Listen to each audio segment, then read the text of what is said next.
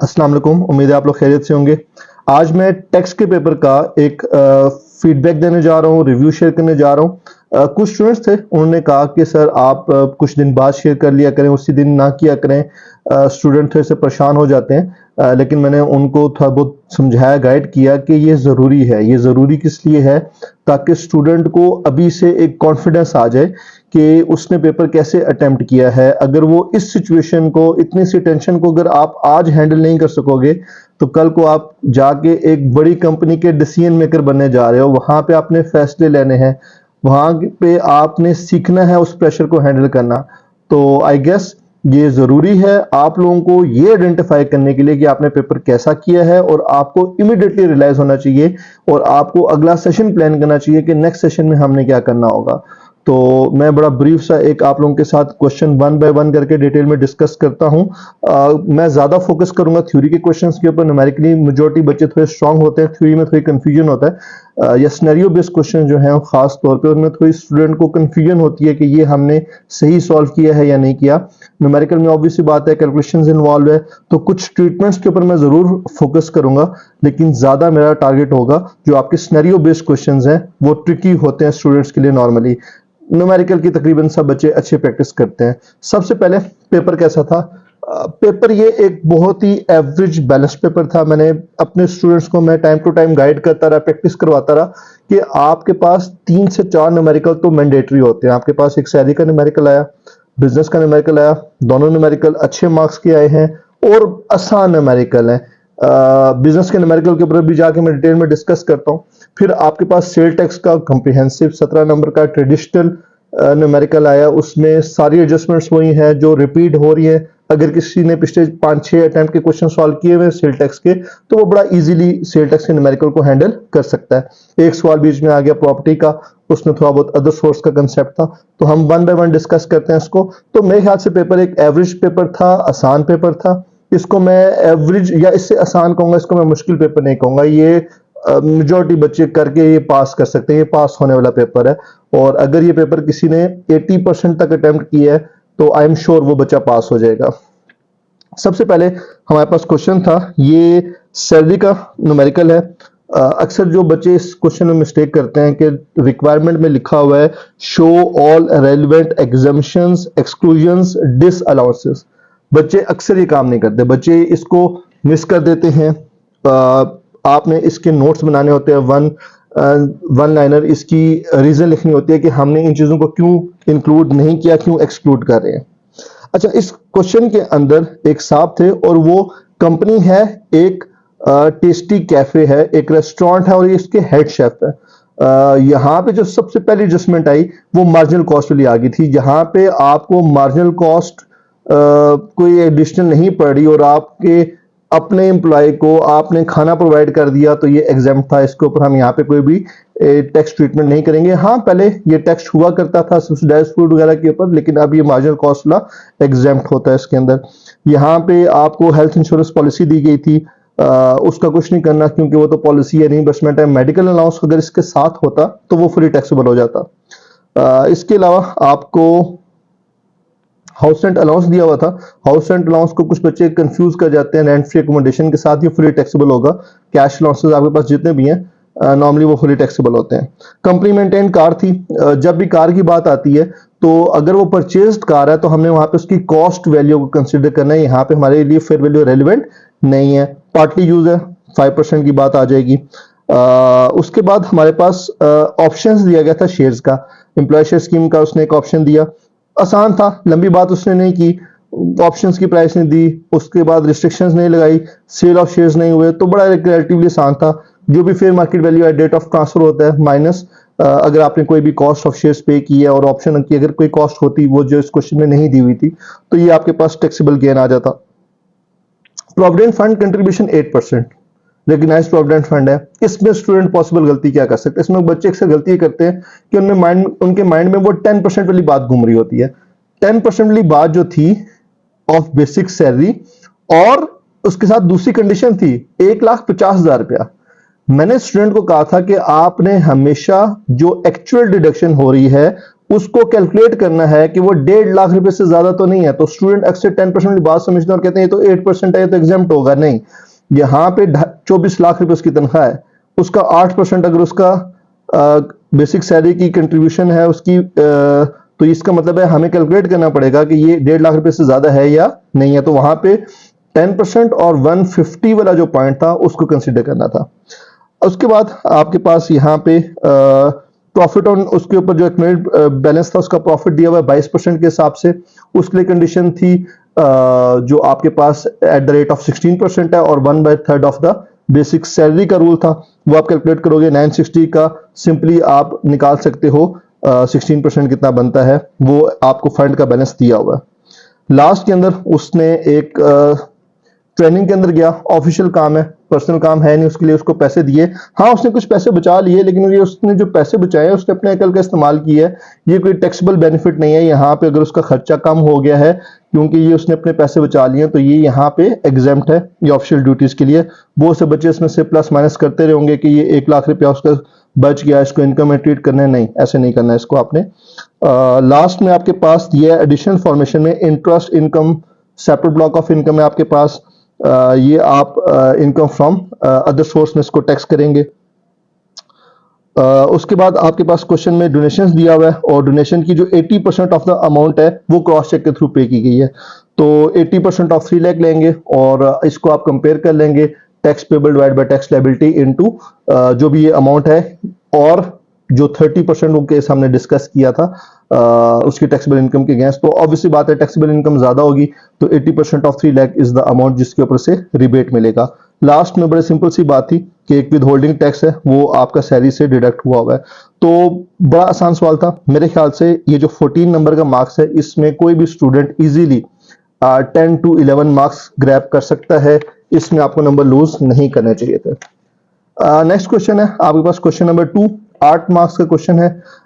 इस क्वेश्चन के अंदर उसने आपसे कहा कि आपने कंप्यूट करना है total income of Kashif under the appropriate head of income.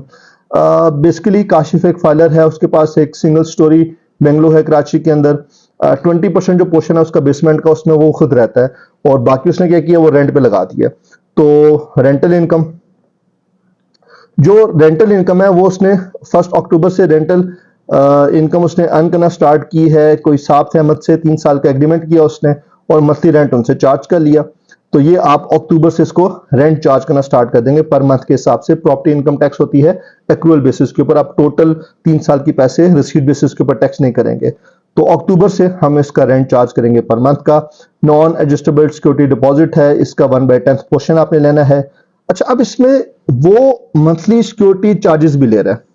अब ये जो हमने कहा था कि जो भी अमाउंट अगर वो रेंट में इंक्लूडेड है या कोई अमाउंट जो वो एडिशनल चार्ज कर रहा है और उसके बदले कोई वो सर्विसेज प्रोवाइड कर रहा है, तो वो जो अमाउंट होगी वो अंडर अदर सोर्स जाके टैक्स होगी और इन सर्विसेज के अगेंस्ट वो कुछ ना कुछ एक्सपेंसेस भी इनकर कर रहा होगा और इनकम फ्रॉम अदर सोर्स में से आप उन एक्सपेंसेस को डिडक्ट भी कर सकते हैं। तो ये जो अमाउंट आएगी इसको मैं रेंटल इनकम कंसिडर नहीं करूंगा, ये मेरे पास चले जाएंगे इनकम फ्रॉम अदर सोर्स के अंदर।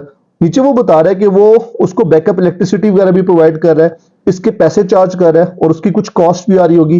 तो जो वो पैसे चार्ज कर रहा था वो इनकम फ्रॉम अदर सोर्स में जाएंगे, जो वो कॉस्ट इनकर कर रहा है उसकी डिडक्शन आपको अलाउ है। तो इसमें दो ही आपके पास हेड बनते थे, कुछ इनकम फ्रॉम प्रॉपर्टी में आना था, कुछ इनकम फ्रॉम अदर सोर्स में आना था। 30 सितंबर 2022 को ये क्या हुआ कि उसका ये रेंटल जो एग्रीमेंट था वो कंक्लूड हो गया। तो इसका मतलब है कि जो हम करंट ईयर की अगर बात करें टैक्स 2023 की, तो हमने जुलाई अगस्त सितंबर 3 महीने के लिए रेंट पे ये बिल्डिंग दी हुई थी। 3 महीने के बाद ये एग्रीमेंट हमारा कंक्लूड हो गया। इस करंट ईयर की बात करूं, बिल्डिंग तो हमने 2019 में दी थी ना, लेकिन 30 सितंबर 2022 की अगर मैं बात करूं तो जुलाई अगस्त सितंबर ये 3 महीने थे जो इसका हमने रेंट कैलकुलेट करना था। उसके बाद वापस कर दिया और काशिफ ने एग्री किया to sell the entire bungalow to Ahmad. ये अहमद वही था जिसको हमने घर किराए पे दिया हुआ था और उसको हमने कहा यार तुम्हारे जो हमारे पास पैसे पड़े हुए हैं उसके हमने पैसे एडवांस रख लिए, बाकी पैसे दोगे तो हम प्रॉपर्टी तुम्हारे नाम पे ट्रांसफर कर देंगे।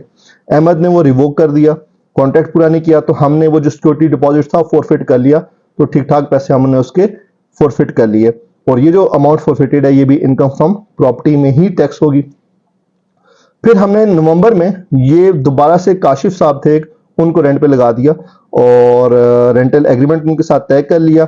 जो रेंट था उसकी सेम टर्म्स एंड कंडीशन है जो अहमद से थी। इसका मतलब है इसका भी मंथली रेंट हम 3 लाख रुपए देंगे, तो नवंबर से दोबारा रेंट पे लग गया। अक्टूबर का महीना ये हमारी प्रॉपर्टी खाली रही थी, उसका रेंट चार्ज नहीं होगा। अच्छा, अब उसके बाद जब ये अक्टूबर में हमने दोबारा से चार्ज नहीं करेंगे, नवंबर में दोबारा से रेंट में दिया, तो अब नवंबर टू ऑनवर्ड आगे आप 30 जून तक इसकी रेंटल इनकम कैलकुलेट करेंगे। प्लस आपके पास कुछ एक्सपेंसेस दिए हुए हैं जिसमें सिक्योरिटी गार्ड की सैलरी दी हुई है। आपके पास उसमें रूल आता है 4% का, 4% और एक्चुअल विच एवर इज आपके पास वो उसमें से अमाउंट देखी जाएगी लोअर। और लास्ट आपके पास जो इलेक्ट्रिसिटी जनरेटर्स थे वो आपके पास इनकम फ्रॉम अदर सोर्स वाली अमाउंट में से लेस हो जाएंगे। 1/5 रिपेयर अलाउंस अलाउ है इनकम फ्रॉम प्रॉपर्टी में। जो इनकम फ्रॉम अदर सोर्स होता है उसमें एक्चुअल अगर कोई एक्सपेंडिचर इनकर हो रहा होता है तो उसकी डिडक्शन हमें अलाउ होती है। तो ये एक 8 नंबर का आसान सवाल था। आई डोंट थिंक सो इसमें कोई मेजर इशू स्टूडेंट्स को होना चाहिए। नेक्स्ट क्वेश्चन के ऊपर मूव करते हैं जी। हमारे पास क्वेश्चन नंबर 3 था, ये एक सिनेरियो बेस्ड क्वेश्चन था। क्वेश्चन 5 नंबर का इसका पार्ट ए है। पार्ट ए में कहता है कि मासूम साहब एक सोल ओनर है बिजनेस के और ट्रेडिंग करते हैं फर्नीचर की। Following transaction took place.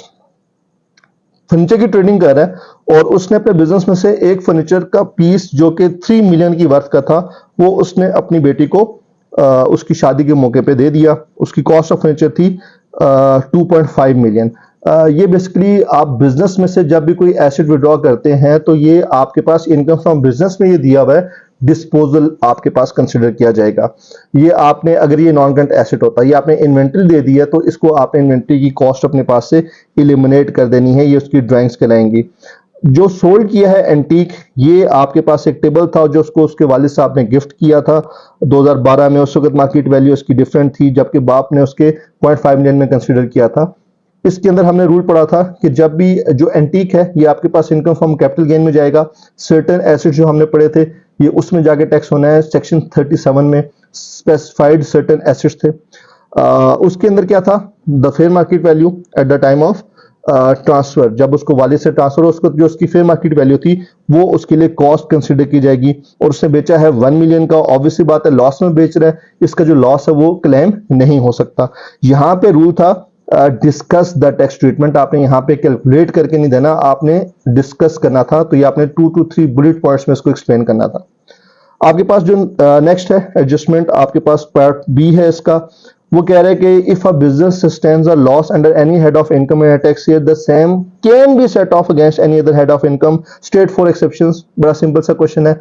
Losses के चैप्टर में से था। सैलरी के अगेंस्ट आपका लॉस क्लेम नहीं हो सकता, एफटीआर इनकम के अगेंस्ट आपके लॉसेस क्लेम नहीं हो सकते, एग्जेम्प्ट इनकम के अगेंस्ट आपके लॉसेस क्लेम नहीं हो सकते।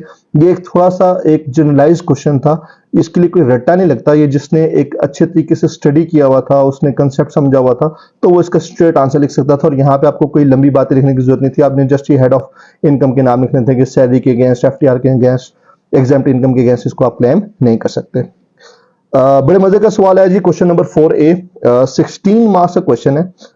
ये आपके पास एओपी का क्वेश्चन था। उसने थोड़ा सा आपको डराया क्वेश्चन के ऊपर एओपी का नाम दिखा के, लेकिन अच्छी बात ये हुई कि रिक्वायरमेंट में उसने ये नहीं कहा कि किसी एक मेंबर ऑफ एओपी की इनकम कैलकुलेट करो, वहां पे बात थोड़ी सी बढ़ जाती। तो एओपी हो, इंडिविजुअल हो, कंपनी हो, ये एक बिजनेस इनकम का न्यूमेरिकल है। स्टूडेंट थोड़ा सा तंग जरूर हुआ होगा पहली 3-4 बातें पढ़ के कि ये 3 पार्टनर्स हैं, एओपी है, एओपी में हमने क्या करना है, लेकिन यहाँ पे एओपी वाली कोई बात नहीं थी। एक एडजस्टमेंट के अलावा वो जो मेंबर्स में पैसे डिस्ट्रीब्यूट हुए हैं, तो ये एक नॉर्मल बिजनेस का क्वेश्चन था। बिजनेस के क्वेश्चंस की तरह आपने सॉल्व करना था।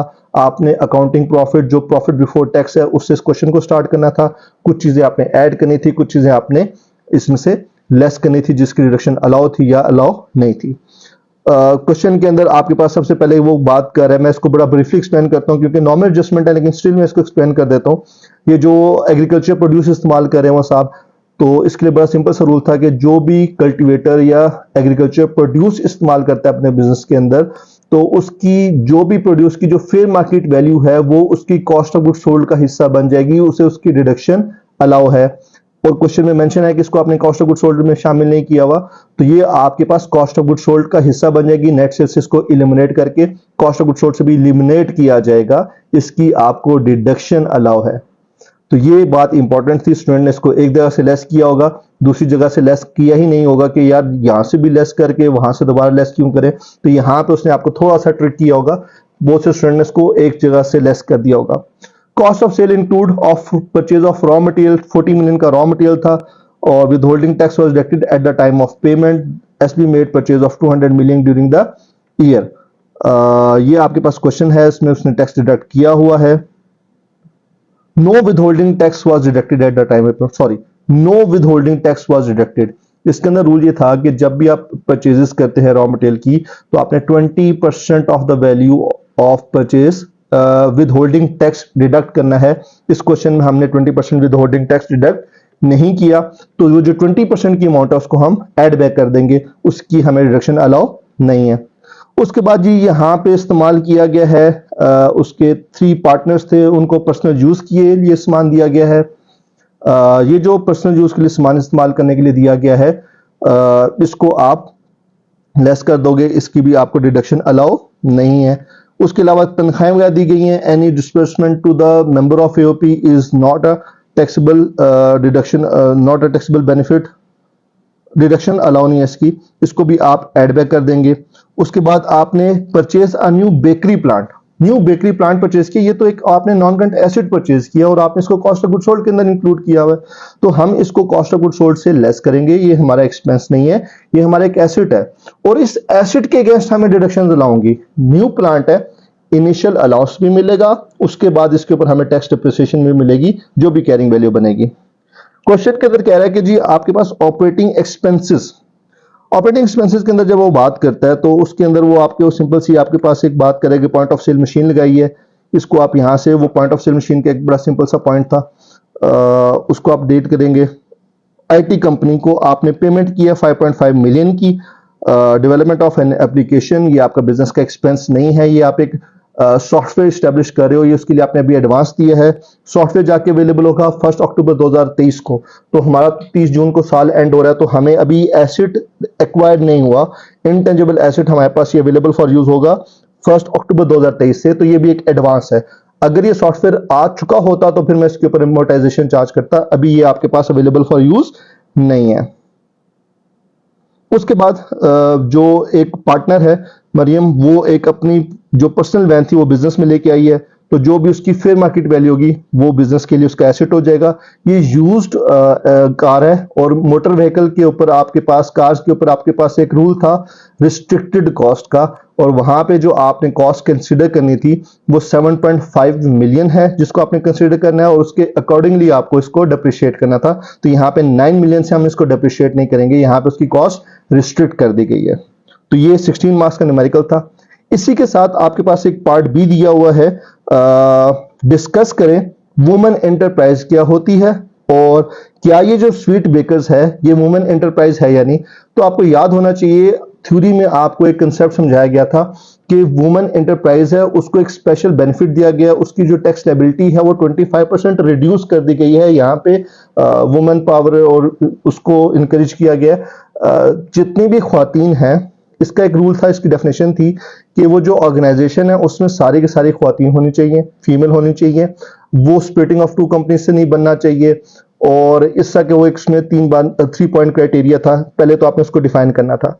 तो यहाँ पे जैसे ही आप वो 3 पॉइंट क्राइटेरिया डिफाइन करेंगे तो यहाँ पे तो हमें पता चल रहा है कि मरियम के साथ जो बाकी 2 लोग हैं उसके भाई हैं, तो ये आपके पास वुमेन एंटरप्राइज स्वीट बेकर्स नहीं है। तो आपने यहाँ पे 2 बातें करनी थी, एक डिफाइन करना था 3 पॉइंट उसके वुमेन एंटरप्राइज के, और साथ ही आपने बताना था कि sweet baker is not an women enterprise, और उसी की वजह से आपने बताना था कि उसके जो 2 भाई हैं वो उसकी वजह से वो वुमेन एंटरप्राइज नहीं कहलाएगी, उसे ये बेनिफिट 25% ला नहीं मिलेगा। क्वेश्चन नंबर 5, ये थोड़ा सा बच्चों के लिए ट्रिकी क्वेश्चन हो सकता है, बच्चों ने इसके ऊपर सोचा होगा। 6 नंबर का सवाल था, क्या लिखना है क्या नहीं लिखना। बड़ा ब्रीफली इसको मैं बताता हूँ कि अकबर साहब एक पाकिस्तानी सिटीजन थे। अच्छा, इसको हम पार्ट बी में सॉल्व करते हैं। मैं इसको नेक्स्ट वीडियो में अपलोड करता हूं। फर्स्ट वीडियो हमारे पास ये क्वेश्चन नंबर 4 तक हो चुकी है। नेक्स्ट वीडियो में शॉर्टली अपडेट करता हूं क्वेश्चन नंबर 5 से ऑनवर्ड। तो मार्क्स का क्वेश्चन था, थोड़ा सा ट्रिकी हो सकता है बच्चों के लिए, उनको आइडिया देर आर चांसेस के ना हुआ हो कि इसमें हमने क्या कुछ लिखना है। बड़ा ब्रीफ से इसको मैं एक्सप्लेन कर देता हूं। अकबर एक पाकिस्तानी सिटीजन है, एबीसी पाकिस्तान लिमिटेड में काम करता है। ये एक अनलिस्टेड पब्लिक कंपनी है, इंटरनेशनल कंपनी है, यूएसए में होती है और ये 2 साल के एग्रीमेंट के ऊपर इसने एग्रीमेंट किया हुआ वहां पे काम करने का, और उसके पास ऑप्शन था कि वो कंटिन्यू करे एम्प्लॉयमेंट और यूएसए में चला जाए। 2 साल का जो पीरियड था वो उसका 30 सितंबर 2022 को एंड हो रहा था और Akbar left for USA on 1 अक्टूबर। इसका मतलब था कि जुलाई, अगस्त, सितंबर, ये 3 महीने अकबर पाकिस्तान में रहा है। उसके बाद 1 अक्टूबर को गया, तो वो तो पाकिस्तान में प्रेजेंट था उन 3 महीनों में। ये अप्रोक्सीमेटली आपके पास तकरीबन 91 डेज बनते हैं, जुलाई, अगस्त, सितंबर 92 डेज बनते हैं। उसके बाद वो 15 सितंबर 2023 को उसने रिजाइन कर दिया और एक कंपनी ज्वाइन की यूके में एम्प्लॉयमेंट एग्रीमेंट में, लेकिन उसकी फैमिली के कुछ प्रॉब्लम थे, उसने वहां से रिजाइन किया और पाकिस्तान वापस आ गया 30 अप्रैल को। तो इसका मतलब है मई और जून वो पाकिस्तान में रहा, 2 महीने वो उसके बन जाते हैं। तो ये अप्रोक्सीमेटली कोई 153 डेज बनते हैं पाकिस्तान में, तो वो रेजिडेंट नहीं है। He is not non resident in Pakistan for that tax year 2023। तो अब रिक्वायरमेंट क्या थी इसकी? क्वेश्चन की रिक्वायरमेंट कहता है discuss the tax treatment of Akbar's foreign source salary income earn during a tax year. अच्छा, अब इसमें 2-3 बातें अगर आपको याद हो, शुरू के चैप्टर में, चैप्टर नंबर 1 में हमने पढ़ी थी सैलरी अर्न आउटसाइड पाकिस्तान, जिसके ऊपर आपने वहां पे टैक्स पे कर चुके हैं या एम्प्लॉयर आपसे टैक्स डिडक्ट कर चुका है, इज एग्जेम्प्ट इन पाकिस्तान। तो इसमें बड़ी सिंपल सी बात थी। और दूसरी बात ये कि ये नॉन रेजिडेंट है और कोई भी फॉरेन सोर्स इनकम जो उसने अर्न की है उसके लिए ये लायबल नहीं है पाकिस्तान में। नॉन रेजिडेंट ने सिर्फ और सिर्फ पाकिस्तान सोर्स इनकम के ऊपर पाकिस्तान में टैक्स पे करना होता है। तो ये इसकी टैक्स ट्रीटमेंट आपने डिस्कस करनी थी। तो सबसे पहले आपने नंबर ऑफ डेज कैलकुलेट करने थे, रेजिडेंशियल स्टेटस बताना था। नेक्स्ट पॉइंट है जी आपके पास पॉइंट बी। ये बड़े मजे का एक सवाल है, 5 नंबर का ये सवाल है। इसमें भी सिनेरियोज दिए हुए थे आपके पास डिफरेंट। मैं इसमें one by one independent scenarios को डिस्कस करता हूं। सबसे पहले एक हसन है, पाकिस्तानी सिटीजन है, वर्किंग यूके सिंस 2015। ये 2015 से पाकिस्तान से बाहर है, तो इसका मतलब है ऑब्वियस हो चुका है ये पाकिस्तान में साहब रेजिडेंट नहीं है। उसने 2022 में टैक्स ईयर जो 2022 था उसने पाकिस्तान के अंदर उसने कुछ शेयर्स खरीदे, पाकिस्तान के अंदर लिस्टेड कंपनी थी, और उसी साल उसने 2022 में ही उसने वो टैक्स बेच दिया और उसके ऊपर एक गेन रियलाइज हुआ, और उसके अलावा उसकी और कोई पाकिस्तान सोर्स इनकम नहीं है। तो क्या पाकिस्तान के अंदर रिक्वायरमेंट क्या है इसकी? रिक्वायरमेंट में हमने कमेंट करना है, और कमेंट किस चीज के ऊपर करना है कि क्या ये person required to furnish return of income for tax year 2023 है या नहीं। तो जब आप रिटर्न ऑफ इनकम का देखते हैं, ये आपके पास रिटर्न ऑफ इनकम की आप पहली हेडिंग देखते हैं, तो उसने कहा था कि जो भी पर्सन जिसकी इनकम बेसिक एग्जम्पशन से कम है तो उसको रिटर्न ऑफ इनकम फाइल करने की जरूरत नहीं है। अब जो नॉन सैलरीड है ये बंदा, तो नॉन सैलरीड के लिए जो आपके पास बेसिक एग्जम्पशन है वो 6 लाख रुपए की, और इसका जो गेन था वो 5 लाख रुपए का था। तो इसका मतलब है इन साहब को अपनी रिटर्न ऑफ इनकम फाइल करने की जरूरत नहीं है।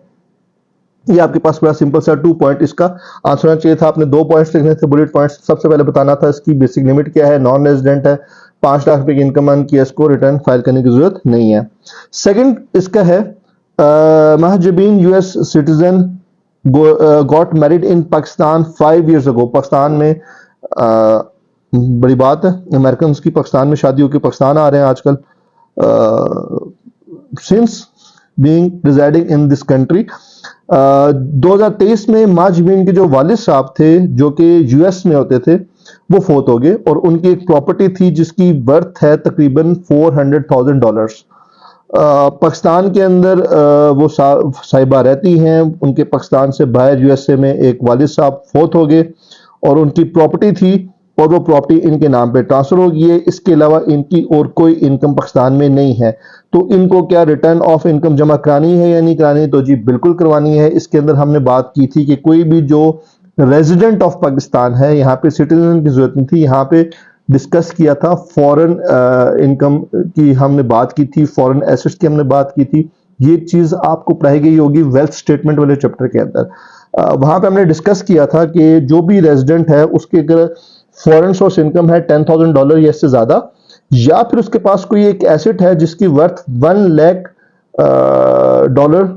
डॉलर से ज्यादा है, या 1 लाख डॉलर जितनी है, तो उसे भी अपने पास एक फॉरेन एसेट्स की statement along with the return of income file करनी पड़ेगी। तो ये इसका ब्रीफ सा आंसर था। लास्ट सिनेरियो इसके अंदर, third scenario, XYZ private limited ceased its business operation, discontinuance of business की बात की जा रही है, और कमिश्नर साहब ने रेगुलेटरी रिक्वायरमेंट्स थी, ईयर एंड फॉल हो रहा है इनका 31 दिसंबर का। आपने बताना है कि जी इनको क्या रिटर्न ऑफ इनकम फाइल करने की जरूरत है या नहीं। ये आपके पास जो रिटर्न वाला चैप्टर है उसमें एक नोटिस टू डिसकंटिन्यूड बिजनेस का ये आपके पास एक छोटी सी हेडिंग दी गई है, वो आपने उठा के लिखनी थी यहाँ पे। तो कमिश्नर साहब 15 डेज ऑफ डिसकंटिन्यूस के अंदर आपको नॉर्मली नोटिस इशू करते हैं, और अगर आपने खुद से नोटिस नहीं दिया हुआ तो कमीशन साहब भी आपको खुद से नोटिस देके आपसे रिटर्न ऑफ इनकम फाइल करने को कह सकते हैं। तो these are also required to file return of income. इसके साथ आपके पास एक बड़ा सिंपल सा सवाल दिया गया 3 नंबर का, पार्ट सी है क्वेश्चन नंबर 5 के साथ ही। ये भी आपके पास असेसमेंट वाले चैप्टर से, ये एक प्योर थ्योरी का क्वेश्चन था जिसमें आपने सिंपल रिप्रोड्यूस करना था। बाकी जो ये अभी हमने क्वेश्चन डिस्कस किए, एक सिनेरियो बेस्ड क्वेश्चन थे, 5A 5B सिनेरियो बताया गया था, उसके अंदर हमने इसको आंसर करना था। लेकिन जिसका पार्ट सी है 3 नंबर का, ये स्ट्रेट क्वेश्चन है। इसके अंदर कह रहा है specify the time period with in which the commissioner may amend an assessment order. तो नॉर्मली जो टाइम होता है असेसमेंट ऑर्डर को अमेंड करने का कमिश्नर साहब की तरफ से, वो 5 साल के अंदर अंदर वो अमेंड करने का आपको कह सकते हैं इन जनरल। लेकिन उनके पास फर्दर पावर्स हैं कि वो कोई भी जो लेटर ऑफ 5 इयर्स जो भी फाइनेंशियल ईयर एंड हुआ था, और 1 year of the date of amendment, वो आपसे दोबारा से उसको कह सकते हैं। तो ये आपने ये 3 पॉइंट लिखने थे इसमें, या आई गेस 3 नंबर आपके पूरे होते। क्वेश्चन नंबर 6 बड़ा इंटरेस्टिंग सवाल है, ये भी 6 नंबर का, थोड़ा सा सिनेरियो बेस्ड था, एप्लीकेशन बेस्ड क्वेश्चन था। एसोसिएट की डेफिनेशन आपको पढ़ाई गई है। अच्छा, यहाँ पे उसने थोड़ा सा स्टूडेंट को ना ट्विस्ट किया। उसने ट्विस्ट कैसे किया कि वो कहता है कि मुझे बताओ कि सेल टैक्स एक्ट 1990 के अकॉर्डिंगली बताओ कि ये एसोसिएट है या नहीं है। अच्छा, स्टूडेंट क्या काम करता है, स्टूडेंट एक तो सेल टैक्स की थ्योरी से वैसे थोड़ा सा घबरा जाते हैं, और सेल टैक्स की थ्योरी अगर किसी ने खोल के पढ़ी भी होगी तो उसको याद ही नहीं होगा कि एसोसिएट की डेफिनेशन दी है कि नहीं दी, क्योंकि वहां पे लिखा हुआ है कि सेल टैक्स पर्पस के लिए भी एसोसिएट की डेफिनेशन वही है जो इनकम टैक्स में दी गई है। तो ये सेम एसोसिएट की डेफिनेशन है। आप इनकम टैक्स के अंदर एसोसिएट की डेफिनेशन देखते हो तो उसके कोई 4-5 पॉइंट्स के क्राइटेरिया दिए गए हैं, और यहाँ पे उस सिनेरियोज है, तो मैं 1 बाय 1 उसको डिस्कस करता हूँ कि ये साहब एसोसिएट है या नहीं है। तो सरफराज एक सोल प्रोप्राइटर है, और हमने बताना है कि जो कुछ लोग हैं ये इस सरफराज के एसोसिएट है या नहीं है। सबसे पहली बात करते हैं जी जहांजेब। जहांजेब कौन है जी? जहांजेब क्या लगता है सरफराज का? वो कह रहा है he has been working as an accountant for the past 20 years, जबकि जो सरफराज है वो सोल प्रोप्राइटर है, वो एम्प्लॉयर है, और जहांजेब उसका एम्प्लॉई है। एसोसिएट की डेफिनेशन में स्पेसिफिकली लिखा हुआ है कि a person shall not be considered associate solely by the reason of his employment. तो ये साहब इसके एसोसिएट नहीं है, और यही 1 पॉइंट रूल आपने यहाँ पे लिखना है कि सोनली एम्प्लॉयमेंट रिलेशनशिप की वजह से कोई एसोसिएट नहीं बन जाता, उसका कोई रिलेटिव होना चाहिए या फिर बाकी रिलेशनशिप्स है। तो ये जहांजेब साहब तो इसके एसोसिएट नहीं है। फलाह लिमिटेड, फला लिमिटेड है। इसके अंदर वो कह रहा है जी सरफराज एक कंपनी है, पब्लिक कंपनी है। Sarfaraz owns 20% shares in FL while his mother owns 30% share in FL। Mother जो सरफराज है उसकी रिलेटिव है, तो सरफराज की जो मदर है और सरफराज ये तो आपस में एसोसिएट बन गए, ये तो आपस में एसोसिएट है। अब देखते हैं कि क्या इन्होंने मिलके एक कंपनी के अंदर शेयर्स खरीदे हैं, तो क्या वो कंपनी इनकी एसोसिएट है या नहीं है। यहां पे ये चीज बड़ी इंपॉर्टेंट है। हम मदर और उसकी जो सरफराज है उसको तो हम ऑब्वियसली बात है उनके एसोसिएट मानेंगे। यहां पे डिस्कस किया गया एफएल के बारे में, क्या एफएल सरफराज की एसोसिएट है या नहीं। तो इसके लिए रूल था कि जो भी कोई भी शेयर होल्डर है, चाहे अलोन और विद हिज एसोसिएट, अगर वो 50% या इससे ज्यादा होल्ड करता है तो वो एसोसिएट हो जाएगा। तो इसका मतलब ये हुआ कि सरफराज अपनी वालदा के साथ, जो कि उसकी रिलेटिव है, एसोसिएट है उसके साथ 50% शेयर कंट्रोल कर रहे हैं, तो ये फलाह लिमिटेड और सरफराज आपस में एसोसिएट है। सारा सारा कौन है जी? अच्छा, रिलेटिव की डेफिनेशन डिफाइन की गई है ना, तो हम पाकिस्तानियों की आदत है हम तो हर किसी को अपना रिश्तेदार बना लेते हैं, तो लेकिन लॉ ने आपको टैक्स पर्पज के लिए रिलेटिव बता दिया गया है कि रिलेटिव कौन होता है। ये जो आप हर किसी को अपना रिश्तेदार बना लेते हो, ये लॉ इसको नहीं मानता, तो लॉ ने बड़ा डिफाइन किया गया रिलेटिव क्या है। उसमें आपके जो वालदैन हैं, ग्रैंड पेरेंट्स वगैरह हैं, उनके डिसेंडेंट्स, एंसेस्टर्स वगैरह, स्पाउस ऑफ द इंडिविजुअल, और कोई आपके पास अडॉप्टेड चाइल्ड है, अडॉप्टेड चाइल्ड को इनकम टैक्स पर्पज के लिए आपका रिलेटिव माना गया है। तो सारा is the adopted child of Sarfaraz, बात यहीं पे खत्म हो जाती है। बाकी आगे उसने लंबी कहानी लिखी है कि उसकी वाइफ लेकर आई थी, कहीं और से लेके थी, तो सरफराज साहब ने अडॉप्ट किया हुआ अडॉप्टेड चाइल्ड है। Adopted child is a relative, और रिलेटिव आपका एसोसिएट कहलाता है। लास्ट है जी उम्मीद ट्रस्ट। ट्रस्ट का नाम सुनते साथ अपने माइंड में आ जाना चाहिए कि यूनिट ट्रस्ट और its beneficiaries are associate with each other. Next point आपके पास क्वेश्चन 6B है, 5 नंबर का सवाल था। मेरे ख्याल से ये एक आसान सवाल है, थोड़ा सा जनरलाइज क्वेश्चन है, स्टूडेंट को थोड़ा सा आइडिया हो जाएगा अगर उसने रिटर्न ऑफ इनकम दी है। बड़ा सिंपल सा क्वेश्चन था, टेक्निकल क्वेश्चन नहीं है, प्योर रट्टे वाला सवाल नहीं है। अगर किसी ने सिर्फ एक बार रीडिंग भी की है तो वो इसको आंसर कर सकता है। क्वेश्चन में कह रहे हैं कि जी list different types of return. जब लिस्ट की बात करता है तो आपने बुलेट पॉइंट भी पूरा नहीं लिखना, आपने सिर्फ एक नाम लिख देना होता है। मैंने ये नाम लिख दिया, उसका नाम एक वर्ड है, मेरा काम पूरा हो गया, मुझे उसके नंबर मिलेंगे। यहां पे मुझे इवन पूरा बुलेट पॉइंट भी लिखने की जरूरत नहीं है। क्वेश्चन में कहते हैं जी list different type of returns along with the due dates of filing of such returns. Sale tax purpose के अंदर आप कौन कौन सी रिटर्न जमा कराते हैं जी? एक आप मंथली रिटर्न जमा कराते हैं और उसका जो टाइम है 15th ऑफ नेक्स्ट मंथ है। उसके बाद एक एनुअल रिटर्न जमा कराते हैं और ये 30 सितंबर ऑफ नेक्स्ट फाइनेंशियल ईयर तक आपने जमा करानी होती है, पूरे साल की होती है, जिसके एंड के ऊपर आप एक एडजस्टमेंट भी करते हो हर महीने में अगर कुछ रह गया होगा। और लास्ट एक होती है फाइनल रिटर्न। फाइनल रिटर्न क्या होती है? जब आप डी रजिस्टर हो जाते हैं तो उस वक्त आपने एक रिटर्न जमा करानी होती है। तो ये आपके पास डिफरेंट रिटर्न थी और उनकी साथ टाइमिंग्स आपने बतानी थी। क्वेश्चन नंबर 7 सेल टैक्स का क्वेश्चन है, नॉर्मल क्वेश्चन है। इसकी सारी एडजस्टमेंट्स वो हैं जो कि नॉर्मली पूछी जा रही होती हैं, इसमें कोई लंबी चौड़ी बात नहीं है, तो मेरे ख्याल से इसके ऊपर मैं भी ज़्यादा डिस्कस नहीं करता। आप लोग भी थोड़े से बोर हो चुके होंगे, तो मैं इसको इग्नोर करके लास्ट जो क्वेश्चन था स्टेट थ्योरी का क्वेश्चन था, question number 8, discuss the principle of sound taxation system. आसान सवाल है। इक्विटी कैनन ऑफ टैक्सेशन की बात हो रही है, कैनन ऑफ इक्विटी है, कैनन ऑफ कन्वेंस है, कैनन ऑफ सर्टेनिटी है, कैनन ऑफ इकोनॉमी है। ये आपने इसको one bullet point is more than enough for each heading.